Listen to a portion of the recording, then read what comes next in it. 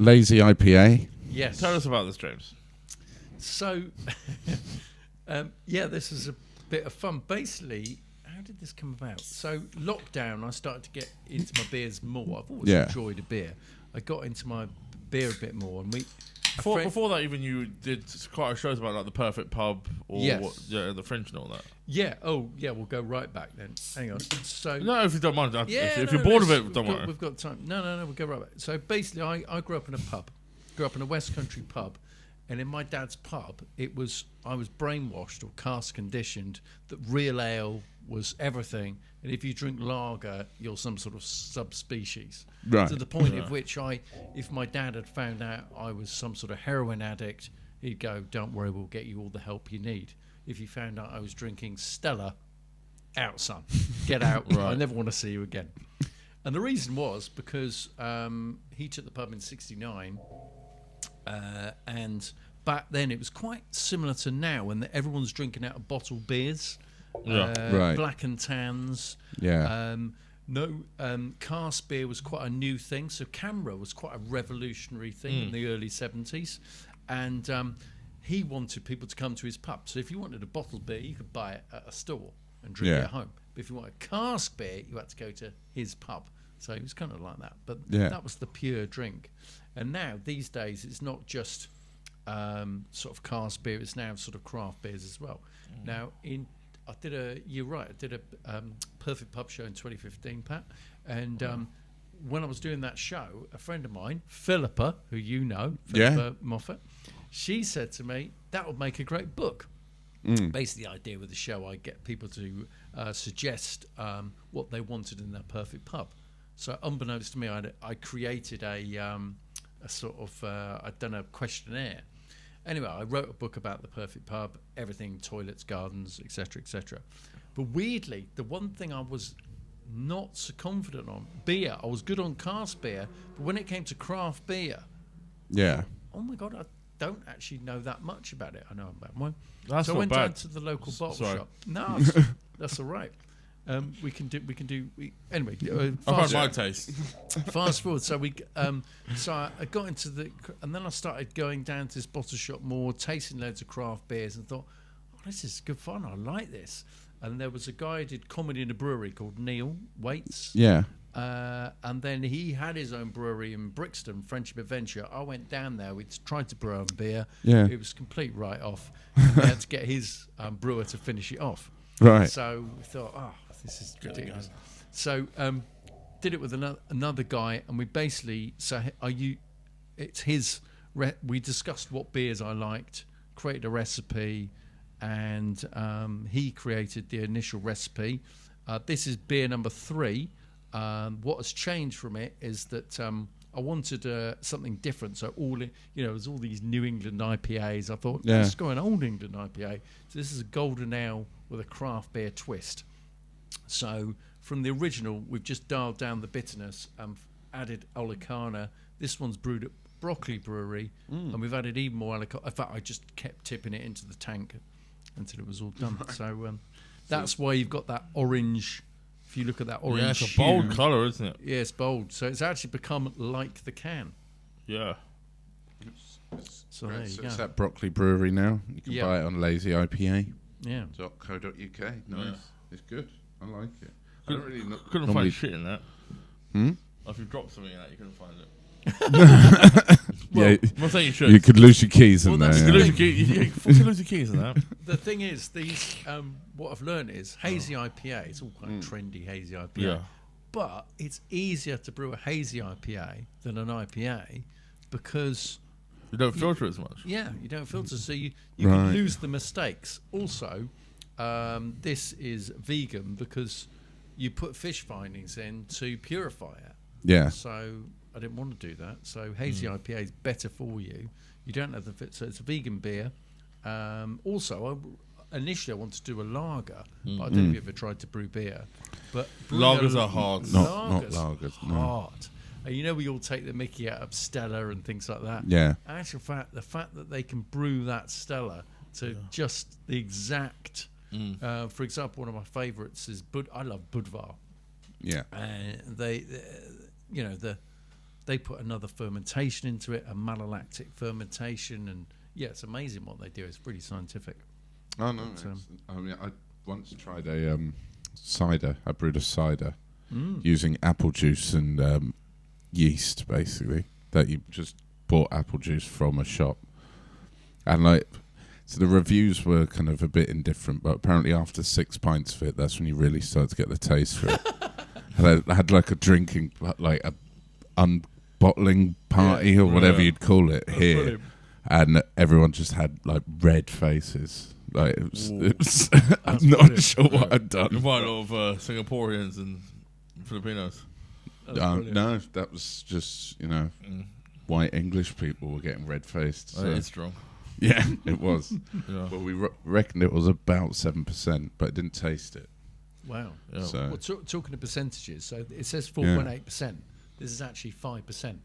But somebody told me 4.8% is a sweet spot, and you can drive home on that.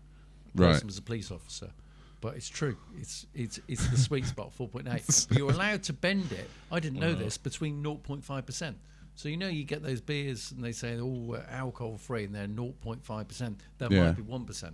Oh, they could be up to 1%. So there's a slight lean. I'll get those ones. No wonder my dick don't work. It's 1%, not 0.5. Do you want to take that again? And the reason they want that. I was hesitant about the first time because the alcohol gives the beer the backbone. Yeah. Right. So with those alcohol-free ones, if they want a bit more backbone, they've got to sort of bend into it slightly. Right. Okay. I think you can say like alcohol-free has to be 0.0, but low alcohol is Could be like 0.5 to 8%. So you started brewing. Did you do the first one at Friendship Adventure?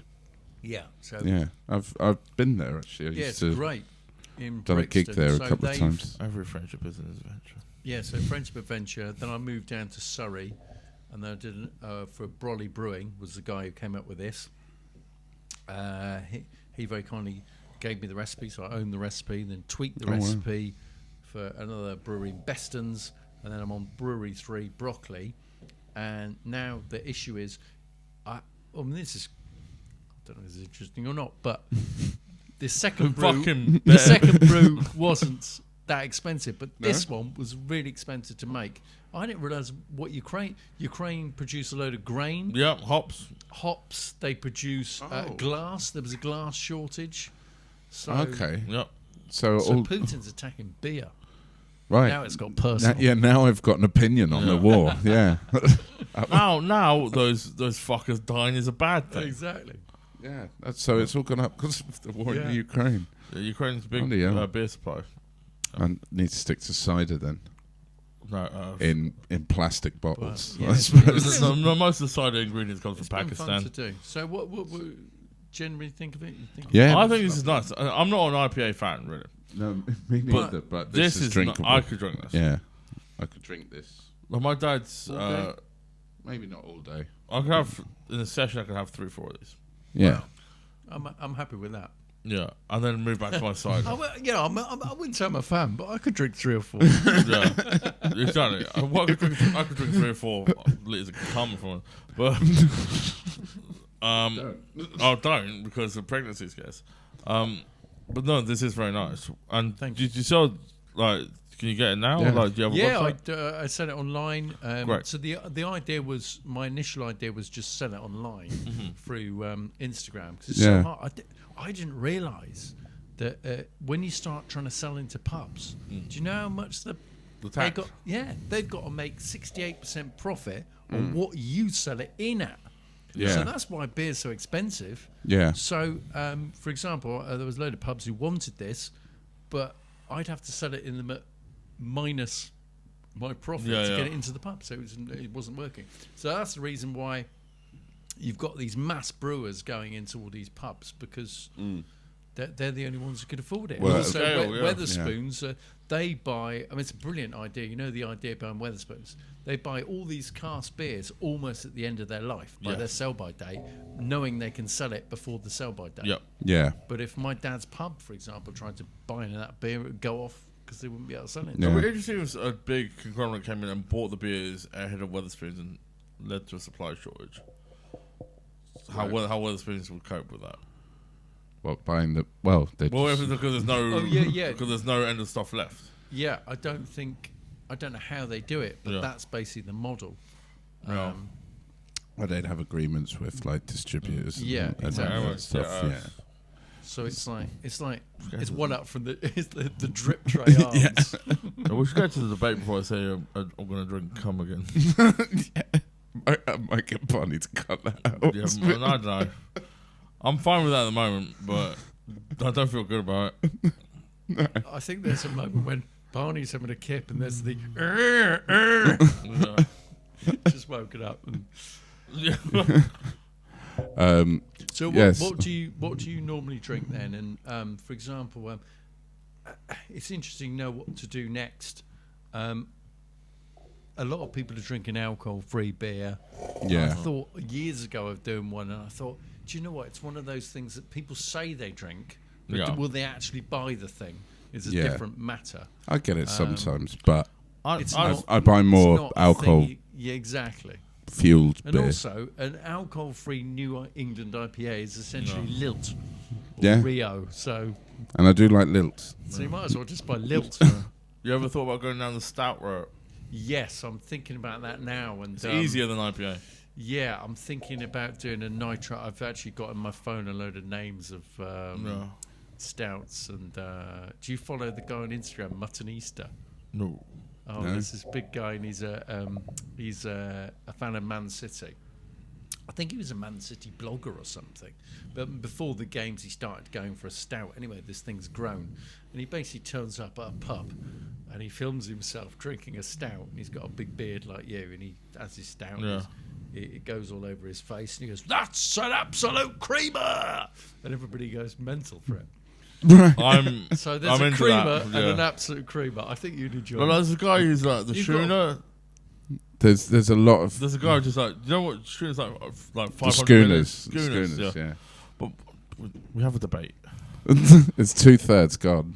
You'll finish No, I had no thoughts. It's 2/3 of a pint of schooner. No, just like, there's a guy who just goes around doing schooners and recently got off a Bonnie Blue, and I was like, that's cool. I wonder whose mouth is more disgusting. You raised the point of schooners. So there's a little micropub at the end of our road, and they sell schooners. They don't do pints; they do schooners. Yeah. I love a schooner, which is great, but they sell it at the price of pints. Yeah, we got conned with that one and time. You go, okay, I get the schooner. It's a good idea, and especially on a summer's day, it stays cold. Yeah, but so you then get another one. Yeah, the idea in Australia is it's smaller glasses because it heats up too quickly. Yeah. Yep. Well, we went into a Korean place where you had to serve yourself.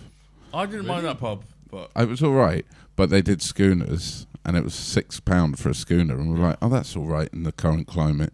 And we're like, hang on, that's £9 a pint. Yeah. That's so expensive. Exactly. I did a gig in a brewery just outside London, and there was Which one was that? Do you mind saying? I can look it up. Gary Knightley runs it. It's in Colchester? St Albans or something, Albans, up that way. Yeah, and they have a 12% stout. Only serving thirds, obviously. But we, as a community, get a free pint. So I was like, I want a pint of that. Could be. And then all the community's like, that's a good idea. And then the manager came out after and was like, you can't do this. That's brilliant. Because it's 3 pints. And it's like, you're running this out of business. Just go back to the IPA. And I'm like, mate, I'm smashed. I'm not drinking anything. Just give me some water and some dry bread. Think about like, and I might be able to do this gig. Guinness is the most famous stout.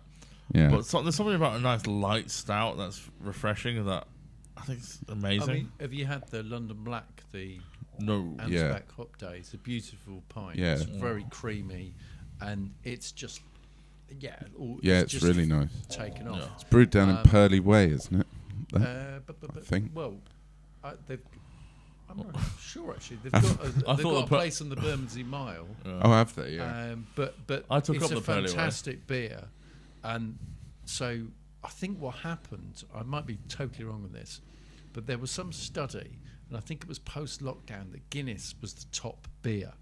Yeah. And then suddenly Brewdog went, hang on a minute, let's do a stout. So they did their Black Heart stout. And then Ansbach Hop Day did London Black. Yeah. And then suddenly, because they knew it was a big market, and then suddenly these stouts are flying out. And there's some amazing ones. Murphy's is back.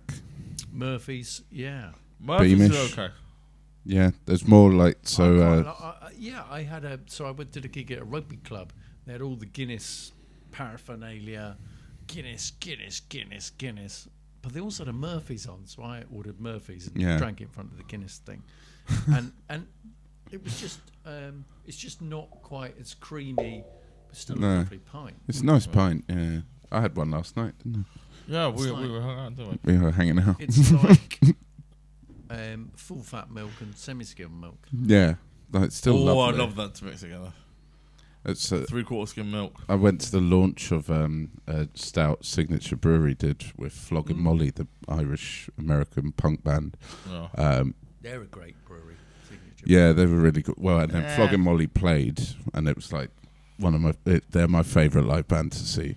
And I'll give you 5 signatures and they right were, here, pal. And they were all they were all serving the drinks behind the bar, so I got to meet some of Flogging Molly and drink a decent stout.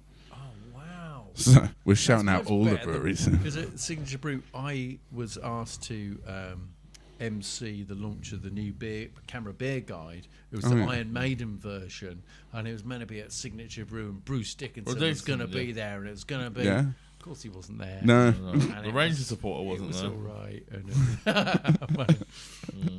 You're happy about that. It was a brilliant night, and Signature Brew's great. I really like the beer, and I like the ethos behind it. Yeah. That he was at music gigs and thought there never any decent beer to drink at music gigs, so why not produce some decent beer to drink at music gigs? Yeah, it's and it's all nice. Roadie, you often see Roadie. I was at the Lemonheads and I had a few pints of Roadie. It was great, much better than the drinking some rubbish. Yeah, like they've got a nice range down there. You've been there?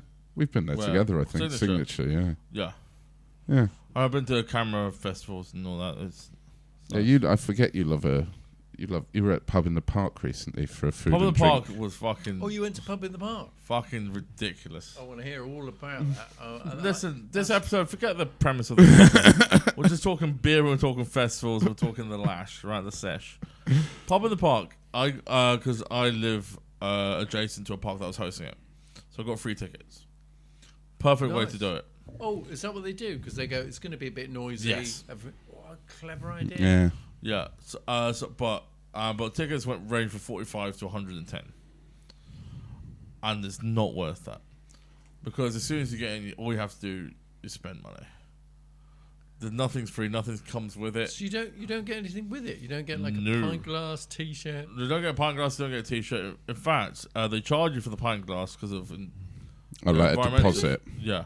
Like, can you get that back? Or no, because that money goes to charity. Oh. So it's like getting into a very expensive club. Yes. Wow. And all the food there is minimum £8, a flat rate, which is smart, which I think is okay. But then every store has a mega item, which could be from £12 to £20. Right. So, like, for example, I got a very lovely lamb biryani for £8. And then the top thing is like curried lamb chops for £15. Just sort of mayhem. And then another store you get a spring roll for £8. Like, but there's a whole meal of biryani for £8 and a spring roll for £8. It doesn't make sense at the festival. But there was music and stuff on the as music. well. It was the 90s throwback day, the Friday of it in. I'm not going to say the park, but it rhymes. It doesn't even rhyme, but it is called Gunnersbury. Right, so I've narrowed my location down to a road. The 90s festival throwback, so it was tribute bands. Right. Opened with a band called Pulped, which I find is weird to be the Pulp tribute bands because they only have about 3 songs. Pulp are amazing. Pulp are one of my... It's for another day, but... And then it was followed by Noasis. Oh, yeah, of course, yeah. And they were awful. They've reformed now, haven't they? Yeah, no way, yeah. Well, they said that. Did they fall out? Yeah. They said, I bet you... It's 2 cousins. I bet you're happy you're fucking here and not spending 200 quid over there. And they go, shine on me. and they were terrible. Yeah. Followed by Blur 2, which that might be the laziest band name. No, because it's after song 2. That's the actually Blur not song. bad. Sorry, yeah, that's actually okay. I'm guessing. Yeah, no, I you're might be No, giving you're them more right, credit. You just missed the pun. Yeah, that's great. I'm the cunt. And then it was a Chris Mills DJ set. All right. But I left before that. How is Mosley? But we arrived there. They made us all queue up. He was So we on could, Celebrity Get Me Out of Here, wasn't it? It was weird. Was he? On that, yeah. Everyone else wanted to be gotten out of it. Yeah. But we all like crushed into a queue together before they opened it. They opened it. We go to the first pub we see. And the guy goes, sorry, no, this isn't a real pub. What? This is Not like a real pub. No, this is a sort of staging pub for Simon Rimmer's podcast. No, oh, that's, oh my god. So we can't get a drink here. I'm like, no. And then he pours himself a pint. I was like, so you can get drinks? No, you can't. So we have to go to a different bar. Fake pub. Yeah, so it's a pub with like Simon Rimmer's favourite That's pint. brilliant. He's got like a podcast called like, it's basically Because he's on Sunday brunch, isn't he? Yeah, Pod in the Park or something, where Pod in the Park. something like that. Yeah. Where he gets guests on. The guest we had was Steph McGovern from Steph's Packed Lunch, oh, yeah. Toby Tarrant From Toby's breakfast.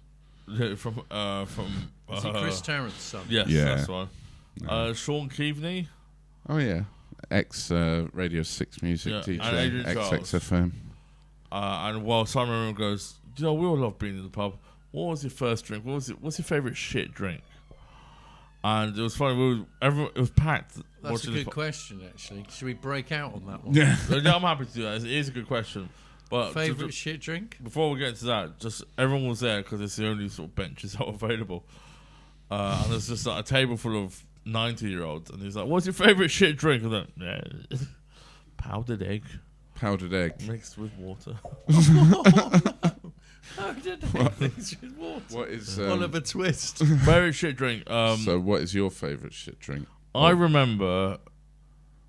Well, the shittest of the shit would be like, if it was your turn to host the underage sleepover, you go to your mum and dad's cabinet and just mix about 4 in a bottle, Oh, that's a different. and level. everyone would just try to sip it down.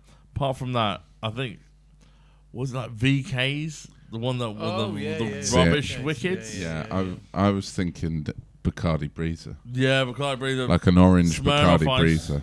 Yeah. What about yourself, James? Well, I'm a bit older than you. Yeah. So when I was Glass of uni Wayne in the 4X. 90s, there was a brewery called Firkin Brewery. Oh yeah, I remember the and they Firkin. had a beer called Dog Bolter. Yeah. I don't know what strength it is, actually. You Yeah. might have to look it up. But it was syrupy. I will look. You look it up. It's syrupy. And it was one of those beers which we all go in there. There were like German beer tables. It was designed for stag do's, hen Yeah, do's, yeah. football clubs. The like sort of You drank 8. German beer house. Yeah. type stuff, You yeah. drank 8 pints, you got a free T-shirt. Now, as far as I was concerned, those days it was laundry day or let's go and drink 8 pints. Yeah. So you get a free clean T-shirt. And I'm a big fan we of all that. had these T-shirts, these Firkin T-shirts. But Dog Bolter, it was so it was one of those things that it was a friend and a foe at the same time. It was Yeah. it was an enemy, but So it fed you, it clothed you, but sort of ruined your Exactly. evening. Do you remember pints? 5.6%. That was about the time by I discovered my hero. It were like pints were like, I mean, the most famous was Saint Martin Black, yeah. where it's just like you just add something to make the pint change colour. Like you used to have, if you had blue curacao to like a pint, it kind of turn green. Yeah, With a bit of orange Green juice. Monster. Yes, the Green Monster, exactly the one. It's a classic. And fucking disgusting. When we were in, well, I mean, would I drink 5 pints of it? Yeah. But it's disgusting. Remember me and Adam went to Glasgow for St. Paddy's Day last year. Oh, we did, yeah. And a lot of bars said Venom, Oh, which is, blue WKD, orange juice and a pint, I think. And maybe a shot in it. And me and Hugh Peacock, friend of the show, host of the show, we're all up in it. no stranger to a pint. Yeah, We're all absolutely up in it while not. Adam's being very English. Why are people drinking this devastation? We should be at home watching Songs of Praise. Okay, I definitely didn't say that. No. But I was just more like, can I Fair just have a cider, please, instead of this I monstrosity? will just sing It's rebel songs. The strongest beer in the world at the minute is a Scottish beer called Snake Venom, isn't it? It's like 68%. Oh, really? The current strongest beer. We need to get some of that in. Yeah. No, Because it Brewdog, keeps Brewdog, Brewdog did 2. like singing the Bismarck and stuff. Yeah, they did all that, and Tactical Nuclear Penguin. But the strongest one currently is from a Glaswegian brewer. Yeah. Don't know the name of the brewer, but it's called Snake Venom. Because they started. There's this thing like freeze brewing that makes you get the percentage up. Yeah, I think I they don't know if that's a method they use. Brewdog might have It's a like patent on it. nitro coffee. Like that, Yeah, just to make Yeah. it more quaffable. Yeah. yeah. We better talk about your hero, and you've mentioned him a Yes. couple of times. And we brought you onto the Hero Complex podcast. We've got to grill you on a hero. So you have picked, Bruce Robinson. Bruce writer Robinson. and director of Withnail and I. yeah. So huge film. I'm sure a lot of people who watch this are big fans of Withnail and I. But so that is the story of two. I've gone on a podcast by mistake. No, holiday by mistake. That's like basically two drunks in a flat. Yeah. So very close to home. Yeah. That film. But yeah, what made Bruce Well, a hero for you? I mean, so weirdly, how I discovered Withnail and I was a friend of mine at uni. He was working behind a bar. He was drinking. Well, he thought he was drinking too much. He said he's going to go to Alcoholics Anonymous. Could I take him there? Could I wait for him afterwards? Make sure he didn't go to the pub. So I went, yeah, of course. So we went there. It's called a keto gym because he liked keto. In fact, he was based on my karate gym joke. Oh yeah. Anyway, I took him to the Alcoholics Anonymous. I went to the bar, came back an hour later, picked him up, and he said, "Oh, it all went fine. I've just got to do something that's not. I can't go to a pub. I just got to do something else. You know, why don't we go to the cinema?" So we go to the cinema. What's on? Withnail and I. So we watched Withnail and I, and after watching Withnail and I, went straight to the bar. He worked out. We had two large gins, 2 ciders, ice in the cider. Boom. And I think it was just I watched. I don't know how old you were when you first watched Withnail. I only watched it fairly recently. I had a lot of people quote. Right. I had a lot of people quote it at me. Yeah. So I watched it when I was sort of 20. I was 20.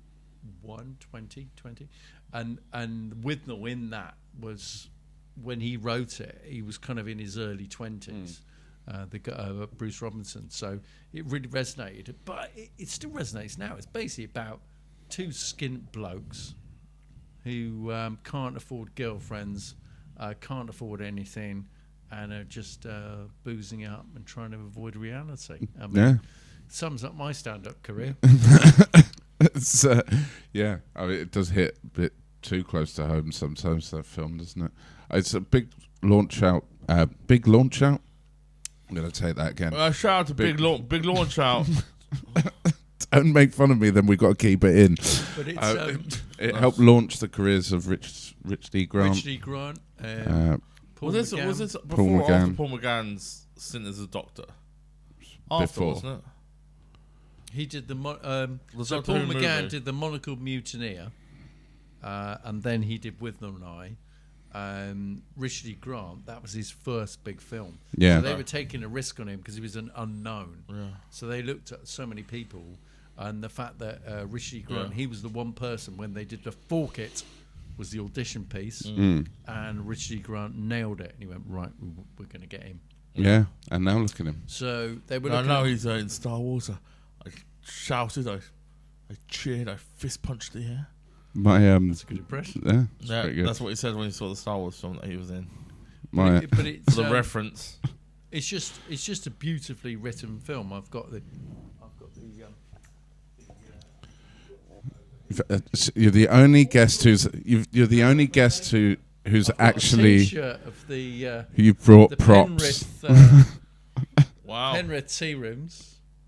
I Where they demand to went. have some booze. Yeah.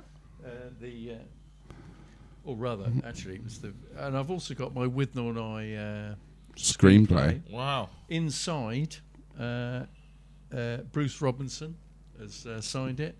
The director of photography, Paul McGann signed it, and I've got Murray there. I've not got Richard E. Grant yet. No.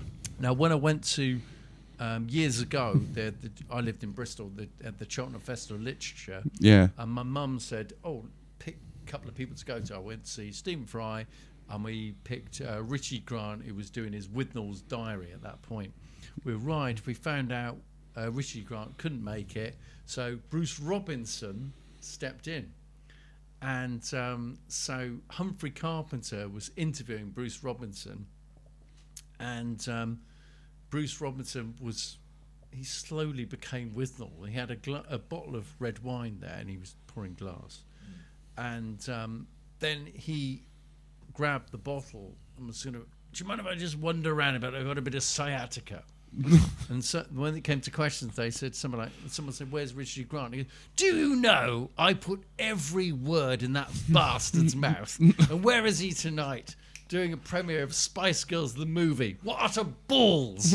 I thought, "Oh my God!" My mum was like, "So sorry, darling." Spice I was Girls the like, movie. No, Spice Girls the movie. I was going, "This He's an is idiot. amazing."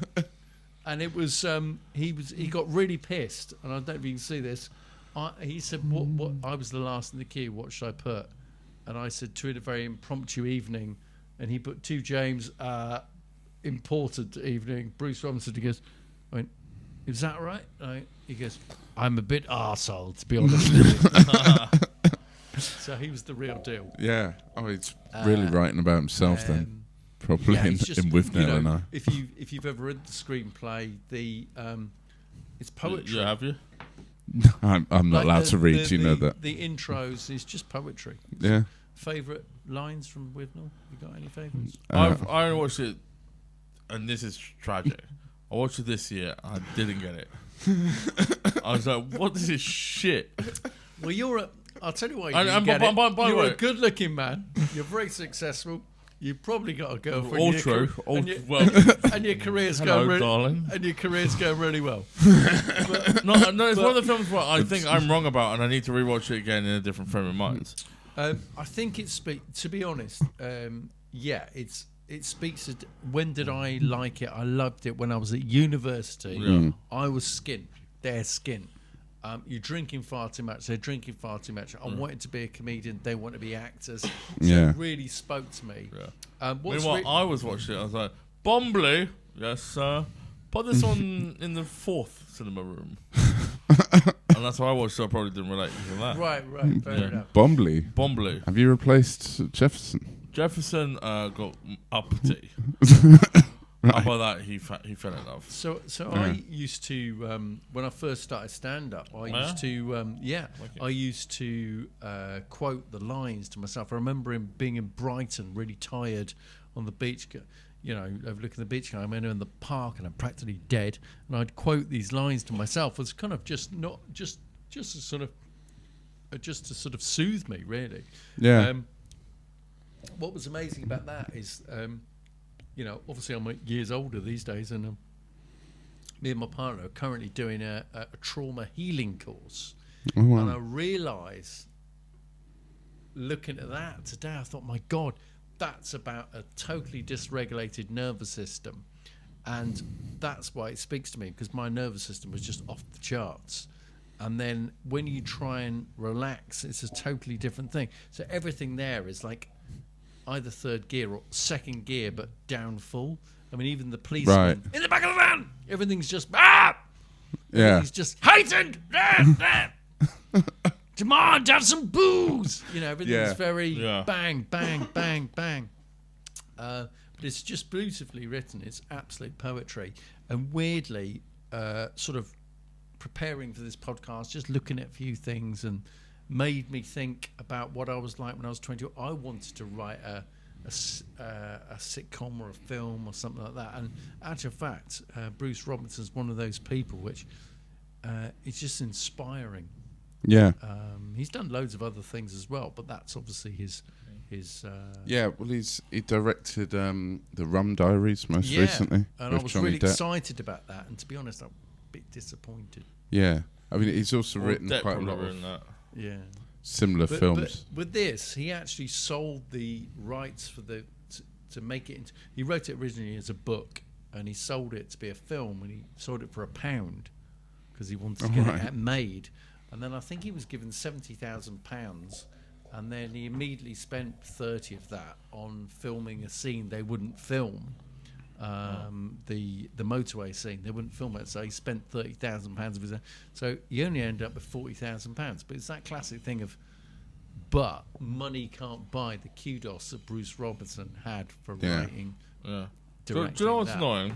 I spent a few minutes looking through that, trying to find some sort of innocuous lines so I could read down and go, "Oh, is that good? Is it?" Every line I read made me laugh. Yeah, I mean, it's just poetry. He actually said, because I listened to a few things, podcasts, whatever, preparing for this, and he was saying that he wrote this as a novel in the early 70s. Yeah. Loved it. It just flowed out of him. But trying to get it into a screenplay was really, really difficult. Yeah.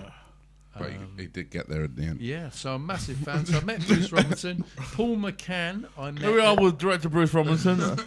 So you got there in the end, yeah? Yeah. Paul McCann, met him at the... I've heard he's a lovely bloke. Yeah, I went to a Withnail and I. It was a thing about the photographs. When I turned 40, I bought myself a Withnail poster. It was quite cheap, so you like this film? I like this film. Yeah. Secondly, when I had my book published, my partner bought me 2 pictures of Withnail and I. And I and the guy who did all the director of photography, I met him, Paul McCann, got that signed. And then the other one I met was Danny the drug dealer. But I met him in a weird way. I was doing the Comedia. Yeah. And I don't know if you remember the Comedia Brighton. It used to be early show, late show. Right. And between the shows, they had a show. I remember. I was not booked for either. I was booked for the middle show, which is like for the middle show. And there's a show next door. And I went next door, and it was there was the Brighton Beach Boys. And on keyboards was the guy that played Danny. Well, so he is actually my favourite breakout star from Withnail and I. Is it? Ralph Brown, who played Danny, the drug dealer. He played the exact same character in Wayne's World 2. Yes. Dell. And then he played, and it's every scene he steals in that. And then about 12, 13 years later, he played the roadie for Status Quo on a 6-episode run of Coronation Street. No. Yeah, and it was more or less the same character as well. It's called Barney. And he's been in a load of actual... Was it the same voice? It's the same face. He had to work on the voice to just tweak the voice, but he turned up, he's bald, but he turned out with that wig. He turned up with the full outfit for the... Well, it's in the Wayne's World 2, he had the, of course, the shopkeeper. That was a different story altogether. We had to beat him. That guy. We had to beat him to death with his own shoes. Oh, that's amazing. Because when I was watching him doing the Brighton Beach Boys, I was expecting to know, I'm talking about good vibrations. I was trying to think of who you're talking about. I was like, well, the Native American? Or? He was in... He's in a load of... He's in Elementary, he's in Life from Mars. He's actually a very much accomplished actor. In Life of Mars? On Life from Mars, he plays like the doctor who's trying to... He comes into the last 2 episodes. He's like the undercover cop in the 70s who's trying to get rid of Gene. You're actually from 2006. Yeah. Right. Yeah, who's actually the doctor in the real world, but he plays that character as well. Before we go on with that, I just think Melissa McCarthy's funny. So let's go on to the next one. Your hero this week is... Melissa McCarthy thinks she's funny. Let's talk more about Withnail. Hang on, I agree. Melissa McCarthy's hilarious. She's a brilliant clown. She's one in a generation. And weirdly, hang on, there is a connection because there was Richard E. Grant about the forger. Yeah, so they're in that film together, and I'm watching that film. I'm watching it going, oh my god, Richard E. Grant is basically playing an older Withnail in that film. Yes. So it was kind of, that's the nearest thing to Withnail 2. Yeah, I think the film's called Will You Forgive Me? Yes. Yeah. Where she forges letters. It's an incredible film, and Richard E. Grant, I think, won an Oscar or nominated for an Oscar for it. Yeah. Yeah, He sure. was nominated. Yeah. Yeah, it's a great film, and he's basically an older Withnail. He found a bit of money, moved to New York, and then just has to do the same thing again. While Paul McGann is dead.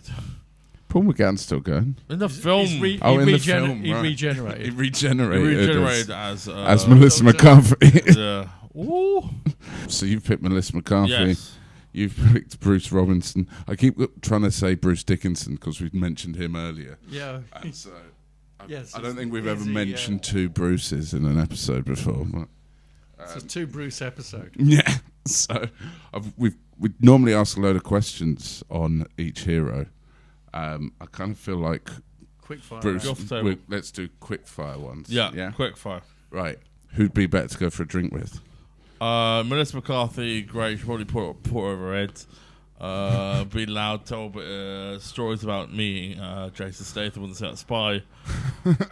Melissa McCarthy. Well, Bruce Robertson's made a career out of drinking. You'd get the finest wines available to humanity. You'd have them here, and you'd have them now. Bruce probably wins it. Who would win in a fight?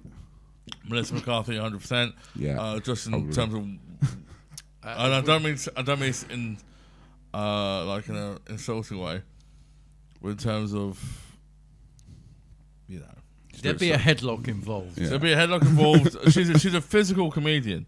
She knows how to fucking drop kick and like take injuries. I think she'd tickle him to death. Yeah, what's Bruce Robinson going to do? Direct her to death? Come on. As he did in the Rum Diaries, or over directed by half. I think he just basically What just else, run. what else he's done? I hope he's done like shit from like G-Force. He wrote a novella which was turned into a Simon Pegg film in 2012. Paranoid Laundrette. Yeah, which Yeah. Well, was. that sounds awful. Paranoid Laundrette. Yeah, it was I think very it's taken a good. bit too Paranoid. seriously. Why don't you go fuck your 79 years old? You look shit for 79. He looks great for 79. This is a man who wears. He's got been a drinking every day for the last Yeah, I mean, to be 70 honest- years. Oh, he wrote The Killing Fields. This guy's alright actually. Yeah. I love to kill a fucking field. Never seen it. What else? Withnail and I. How to Get Ahead in Advertising. Oh yeah, do you remember that with Yeah. Richard E. Grant? Grows a little head, Yeah. Grows On in his spot shoulder. And it grows and it takes him over.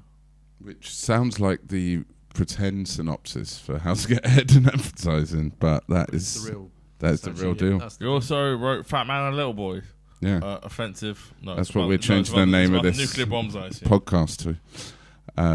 He's also written a Friend of the podcast, New Paul Newman's in it. a magnum opus on Jack the Ripper, Oh yeah, he did. where he says Jack the Ripper is a well-known character of the time that was in the the Freemasons. It was all Yeah. hush hush. So he said he was like the Jimmy Savile of the time. Barrymore. All right, not Barrymore.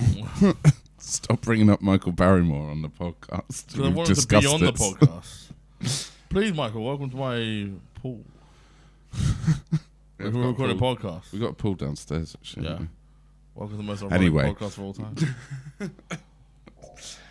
Finally, who's going to have the best legacy out of Melissa McCarthy and Bruce Robertson? Well, here's what I said. Bruce Robinson, Withnail and I will be remembered forever. I think it's incredible. Well, as I've said, I didn't get it. But, no, who am I?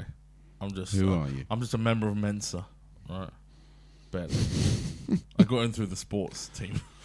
But Withnail and I is... People remember it still. People remember it for a long time. That's a big legacy. Do people necessarily recognize Bruce Robinson with it? No, but maybe that doesn't matter.